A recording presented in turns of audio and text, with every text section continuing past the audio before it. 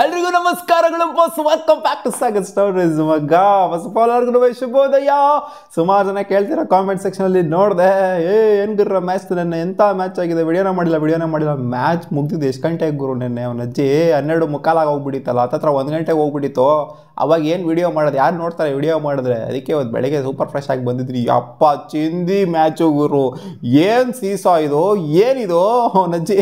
First time ಮಳೆ ಬಂದಾಗ Gujarat Titans ಮೇಲೆ 2 ಟಾಪ್ ಇದ್ರು, ಸೆಕೆಂಡ್ ಟೈಮ್ ಮಳೆ ಬಂದಾಗ ಮುಂಬೈ ಇಂಡಿಯನ್ಸ್ 2 ಟಾಪು, ಆಮೇಲೆ ಮಳೆ ಬಂದು ನಿಂತು ಲಾಸ್ಟ್ ಓವರ್ ರಿವೈಸ್ಡ್ ಟಾರ್ಗೆಟ್ ಆದಾಗ ಟಾರ್ಗೆಟ್ ಚೇಸ್ ಮಾಡಿ ಬಿಸಾಕಿದ್ದು ಗುಜರಾತ್ ಟೈಟನ್ಸ್. ಹೆಂಗಿತ್ತು ಅಂದರೆ ಮುಂಬೈ ಇಂಡಿಯನ್ಸ್ ಆಲ್ಮೋಸ್ಟ್ ಗೆದ್ದೇ ಬಿಟ್ರು ಅನ್ನೋ ಥರ ಇತ್ತು ಸೀನ್ ಇದು.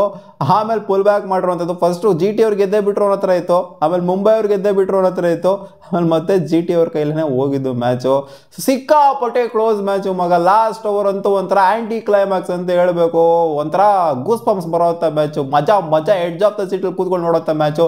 ಮಳೆನೇ ಸಿಕ್ಕಾಪಟ್ಟೆ ಕ್ಯೂರಿಯಾಸಿಟಿನ ಕ್ರಿಯೇಟ್ ಮಾಡಿದ್ದು ಅಂತ ಹೇಳ್ಬೇಕು ಮಗ. ಮಳೆ ಬಂದಿರಲಿಲ್ಲ ಅಂತಂದಿದ್ರೆ ಈ ರೇಂಜ್ ಕ್ಯೂರಿಯಾಸಿಟಿ ಪಕ್ಕ ಕ್ರಿಯೇಟ್ ಆಗ್ತಾನೆ ಇರಲಿಲ್ಲ. ಟಾಸ್ ಗೆದ್ದವರು ಗುಜರಾತ್ ಟೈಟನ್ಸ್ ಬೌಲಿಂಗ್ ಮಾಡ್ತೀವಿ ಅಂತ ಹೇಳ್ತಿದ್ದಂಗೆ ಈ ಕಡೆ ರೋಹಿತ್ ಮತ್ತು ರಿಯಾನ್ ರಿಕಲ್ಟನ್ ಇಬ್ರು ಕೂಡ ಬ್ಯಾಟಿಂಗ್ ಆಡೋಕ್ಕೆ ಬಂದು ಪಾಟನಾಗ ಅದೇನು ರಿಯಾನ್ ರಿಕಲ್ಟನ್ ಹೊಡೆದಂಥ ಶಾಟ್ ಹೊಡೆ ಡಿಫೆಂಡ್ ಮಾಡಕ್ಕೆ ಹೋಗಿದ್ರು, ಅಥವಾ ಕವರ್ಸ್ ಮೇಲೆ ಹೊಡೆಯಕ್ಕೆ ಹೋಗಿ ಎತ್ತಾಗಕ್ಕೆ ಹೋಗಿದ್ರಾ, ಅಥವಾ ಕವರ್ಸ್ ಹತ್ರ ಪುಷ್ ಮಾಡಕ್ಕೆ ಹೋಗಿದ್ರಾ, ಏನು ಮಾಡಿದ್ರು ಅಂತ ಗೊತ್ತಿಲ್ಲ. ಒಟ್ಟು ಕವರ್ಸ್ ಹತ್ರ ಏನೋ ಡಿಫೆಂಡ್ ಕೊಟ್ಟಂಗೆ ಒಂಥರ ಕ್ಯಾಚ್ನ ಸಾಯಿ ಸುದರ್ಶನ್ ಡೈರೆಕ್ಟಾಗಿ ಕೊಟ್ಟಂಗೆ ಇತ್ತು. ಸಾಯಿ ಸುದರ್ಶನ್ ಕಡಕ್ಕೆ ಕ್ಯಾಚ್ನ ಹಿಡ್ಕೊಂಡ್ರು. And Rohit Sharma mid off ರೀಜನ್ಗೆ ಕ್ಯಾಚ್ ಕೊಟ್ಬಿಟ್ಟು ಹೊಡೆಯಕ್ಕೆ ಹೋಗ್ಬಿಟ್ಟು ಔಟ್ ಆಗಿದ್ದು ಅರ್ಷದ್ ಖಾನ್ ಅವರಿಗೆ. ಆಮೇಲೆ ಬಂತು ನೋಡಿ ಪಾರ್ಟ್ನರ್ಶಿಪ್ ವಿಲ್ ಜಾಕ್ಸ್ ಜೊತೆಗೆ Suryakumar Yadav. In fact will Jacks ಕೂಡ ಡಕ್ಔಟ್ ಆಗಬೇಕಾಗಿರುತ್ತೆ. ಸಾಯಿ ಸುದರ್ಶನ್ ಅವರು ಅದೇ ಕವರ್ ಸೀಸನಲ್ಲಿ ಒಂದು ಕ್ಯಾಚ್ನ ಬಿಡ್ತಾರೆ. ಮೊದಲನೇ ಬಾಲನೇ ಇಕ್ಕಕ್ಕೆ ಅಂತ ಹೋಗಿರ್ತಾರೆ. ಸೊ ಅಲ್ಲಿ ವಿಲ್ ಜಾಕ್ಸ್ ಒಂದು ಆ್ಯಕ್ಚುಲಿ ಒಂದು 2 ಕ್ಯಾಚ್ನ ಡ್ರಾಪ್ ಮಾಡಿದ್ರು, ಇವರು ಒಂದು ಕ್ಯಾಚ್ನ ಡ್ರಾಪ್ ಮಾಡಿದ್ರು. ಆ್ಯಂಡ್ ಇನ್ನೊಂದು ಕ್ಯಾಚ್ ಡ್ರಾಪ್ ಆಯಿತು, ಮರ್ತೋಗಿದ್ದೀನಿ, ನೆನ್ನೆ ಹತ್ತಿರ ಆಗಿದ್ರು ಮ್ಯಾಚು. ಸೊ ಒಟ್ಟು ಒಂದು 2 ಆಪರ್ಚುನಿಟಿ ವಿಲ್ ಜಾಕ್ಸ್ದು ಕ್ರಿಯೇಟ್ ಆಗಿತ್ತು. ಆ್ಯಂಡ್ ಸೂರ್ಯಕುಮಾರ್ ಯಾದವ್ ಕೂಡ ಒಂದು ಆಪರ್ಚುನಿಟಿ ಕ್ರಿಯೇಟ್ ಆಗಿತ್ತು. ಸಾಯಿ ಸುದರ್ಶನ್ ಒಂದು ಕ್ಯಾಚ್ನ ಬಿಡ್ತಾರೆ, ಸಾಯಿ ಕಿಶೋರ್ ಒಂದು ಕ್ಯಾಚ್ನ ಬಿಡ್ತಾರೆ. ಸೊ ಸಿಕ್ಕಾಪಟ್ಟೆ ಕ್ಯಾಚ್ ಡ್ರಾಪ್ ಆಗಿದೆ ನೆನ್ನೆ. ಇವರು ಡ್ರಾಪ್ ಮಾಡಿದ್ರೆ, ಮುಂಬೈ ಡ್ರಾಪ್ ಮಾಡಿದರೆ, ಮುಂಬೈಗಿನ್ನ ಇವರು ಗುಜರಾತ್ ಅವ್ರು ಹೆವಿ ಡ್ರಾಪ್ ಮಾಡಿದ್ದಾರೆ ಕ್ಯಾಚ್ಗಳನ್ನ. ಅದಕ್ಕೋಸ್ಕರನೇ ಸ್ಕೋರ್ ಬಂದಿದ್ದು, ಇಲ್ಲಾಂದರೆ ಬರ್ತಾನೆ ಇರಲಿಲ್ಲ ಆ ಸ್ಕೋರು. ಯಾಕಂದರೆ ಸಿಕ್ಕಾಪಟ್ಟೆ ಸ್ಲೋ ಆಗಿ ಆಡ್ತಿದ್ರು. ವಿಲ್ ಜಾಕ್ಸ್ ಬೇಗ ಔಟ್ ಆಗಿತ್ತು ಅಂದರೆ, ಸೂರ್ಯನೂ ಬೇಗ ಔಟ್ ಆಗಿತ್ತು ಅಂದರೆ ಅವರೇ ಮೆಜಾರಿಟಿ ರನ್ಸ್ ಹೊಡೆದಿರೋದು. ಸೊ ಅವರಿಬ್ಬರು ಬೇಗ ಔಟ್ ಆಗಿತ್ತು, ಇನ್ನೆಲ್ಲ ಹೊಡೆಯೋಕ್ಕಾಗ್ತಿತ್ತು ಇವ್ರ ಕೈಲಿ. ಆಮೇಲೆ ಅವರಿಬ್ಬರು ಔಟ್ ಆಗ್ತಾ ಇದ್ದಂಗೆ ಸಗದಾಗಿ ಆಡಿದ್ರು. ವಿಲ್ ಜಾಕ್ಸು ಬೇಗನೆ ಕಾಂಟ್ರಿಬ್ಯೂಟ್ ಮಾಡಿದ್ರು, ಆಲ್ಮೋಸ್ಟ್ 30+ ಬಾಲಲ್ಲಿ ಬಂದಿರುವಂಥ 50.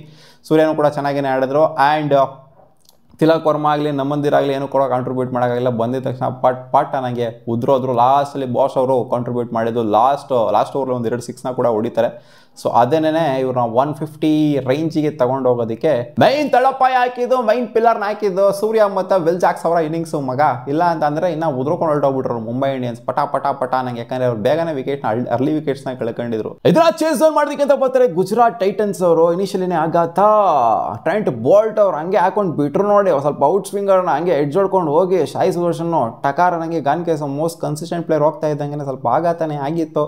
ಯಾಕಂದರೆ ಪಾಪ್ಯುಲರ್ ರನ್ಸೇ ಬಂದಿಲ್ಲ. ಟುಕ್ಕು ಅಂತ ಹಾಕೊಂಡು ಕೊಡ್ತಾವ್ರೆ. ಈ ಕಡೆಯಿಂದ ಹತ್ರ ನೋಡಿದವ್ರೆ 20 ಬಾಲ್ಗೆ ಪಾಪ್ಯುಲಲ್ಲಿ ಶುಭ್ಮನ್ ಗಿಲ್ 20 ಬಾಲ್ಗೆ ಹತ್ರ ನೋಡಿದ್ರೆ ಸಿಕ್ಕಾಪಟ್ಟೆ ಟುಕ್ಕು ಆಟ ಆಡ್ತಾಯಿದ್ರು.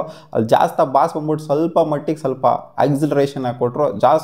ಸ್ವಲ್ಪ ಅಗ್ರೆಸಿವ್ ಆಗಿನೇ ಕಾಣಿಸ್ಕೊತಿದ್ರು. ಸೊ ಅವ್ರನ್ನ ಔಟ್ ಮಾಡಿ ಸ್ವಲ್ಪ ಪಾರ್ಟ್ನರ್ಶಿಪ್ ಕೂಡ ಲೈಟಾಗಿ ಬಿಲ್ಡ್ ಆಗಿತ್ತು. ಅವ್ರನ್ನ ಔಟ್ ಮಾಡಿದ್ದು ಅಶ್ವಾನಿ ಕುಮಾರ್ ಅವರು. ಅವ್ರದ್ದು ಕೂಡ ಇನ್ಸೈಡ್ ಎಡ್ಜ್ ಆಗಿಬಿಟ್ಟು ಔಟ್ ಆಗಿದ್ದು.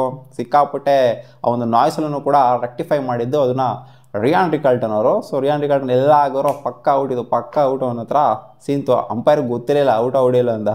ಆಮೇಲೆ ಗೊತ್ತಾಯಿತು DRS ತೊಗೊಂಡಾದ್ಮೇಲೆ ಔಟು ಇದು ಸೀನು ಅಂತ. ಆಮೇಲೆ ಆಯಿತು ನೋಡಿ 2 ವಿಕೆಟ್ ಬಿದ್ದಿತ್ತು ಮಗ. ಮಳೆ ಬಂತು ನೋಡಿ ಅವನ ಅಜ್ಜಿ. ಅವಾಗ ಇದು ಗುಜರಾತ್ ಆನ್ ಟಾಪು. ಗುಜರಾತು ಅಂದರೆ DLS ಮೆಥಡಲ್ಲಿ ಅರೌಂಡ್ 14 ಓವರ್ಗೆ ಅಂತ ಕಾಣ್ತಿದ್ದೆ ಮಳೆ ಬಂದಿದ್ದು. ಹೌದು 14 ಓವರ್ಗೆ ಮಳೆ ಬಂದಿದ್ದು. ಗುಜರಾತ್ ಆನ್ ಟಾಪ್ ಇದ್ರು, ಮತ್ತೆ ಮಳೆ ಬಂದ್ಬಿಟ್ಟು ನಿಲ್ತು. ಆಮೇಲೆ ಮತ್ತೆ ಬ್ಯಾಟಿಂಗ್ ಅಂತ ಬರ್ತಾರೆ ಗುಜರಾತ್ ಟೈಟನ್ಸ್ ಅವರು. ವಿಕೆಟ ಪಟಾನಂಗೆ ಕಳ್ಕೊಬಿಡೋದ. 4 ಓವರ್ ಬೌಲಿಂಗ್ ಮಾಡಿದ್ರೆ, 14 ಓವರಿಂದ 18 ಓವರ್ವರೆಗೂ ಕೂಡ 4 ಓವರ್ ಬೌಲಿಂಗ್ ಮಾಡಿದರೆ 4 ಓವರ್ಗೆ ಆಲ್ಮೋಸ್ಟ್ 4 ವಿಕೆಟ್ನಾಗ ಕಳ್ಕೊಂಡ್ಬಿಟ್ರು ಗುರು. 6 ವಿಕೆಟ್ ಡಮಾರ್ ಅಲ್ಲಿ ಗುಜರಾತ್ ಟೈಟನ್ಸ್. ಒಂದೊಂದು ಓವರ್ನು ಕೂಡ ವಿಕೆಟು. ಜಸ್ಪ್ರೀತ್ ಬುಮ್ರಾ ಬಂದು ನೋಡಿ ಎಂಥ ಸ್ಪೆಲ್ಲು ಮಾಡಿದ್ದು ಗುರು ಜಸ್ಪ್ರೀತ್ ಬುಮ್ರಾ. ಶುಭ್ಮನ್ ಗಿಲ್ಲು ಬೋಲ್ಡು ಅವನಜ್ಜಿ ಮೊದಲನೇ ಓವರನ್ನೇ ಬ್ಯಾಕ್ ಟು ಬ್ಯಾಕ್ ಸ್ಪೆಲ್ಲ ಮಾಡ್ತಾರೆ ಜಸ್ಪ್ರೀತ್ ಬುಮ್ರಾ. 2 ಓವರಲ್ಲೂ 2 ವಿಕೆಟ್ ಎತ್ತುತ್ತಾರೆ. ಎಂಥ ಶಾರುಖ್ ಖಾನ್ನ ಬೋಲ್ಡ್ ಮಾಡಿ ಬೀಸಾಕ್ತಾರೆ. ಆ್ಯಂಡ್ ಶುಭ್ಮನ್ ಗಿಲ್ನ ಬೋಲ್ಡ್ ಮಾಡಿ ಬೀಸಾಕ್ತಾರೆ. ಲೈಟಾಗಿ ಇನ್ ಸ್ವಿಂಗರ್ನ ತೊಗೊಂಬರ್ತಾರೆ. ಸೀಮ್ ಆಗುತ್ತೆ ಬಾಲು. ಇಬ್ಬರೂ ಕೂಡ ಬೋಲ್ಡು. ಆ್ಯಂಡ್ ಟ್ರೆಂಟ್ ಬೋಲ್ಟು ಶರ್ಫೆನ್ ರೂಥರ್ಫೋರ್ಡ್ ಸಾಕಾದಾಗೆ ಒಂಥರ ಅಗ್ರೆಸಿವ್ ಆಗಿ ಕಾಣಿಸ್ಕೊಂತಿದ್ದಂಥ ಶರ್ಫೆನ್ ರೂಥರ್ಫೋರ್ಡ್ನ LBW ಮಾಡಿ ಬೀಸಾಕಿದ್ದು. ಸೊ ಒಂದೊಂದು ಓವರು ಕೂಡ ಚಿನ್ನಂಥ ಓವರ್, ಬಂಗಾರದಂಥ ಓವರ್ಗಳು ಎಷ್ಟು ಕೊಟ್ಟಿರೋದು. ಜಸ್ಟು ಬುಮ್ರಾ ಕೊಟ್ಟಿದ್ದು 6 ರನ್ ಅಂತ ಕಾಣಿಸುತ್ತೆ 15ನೇ ಓವರು.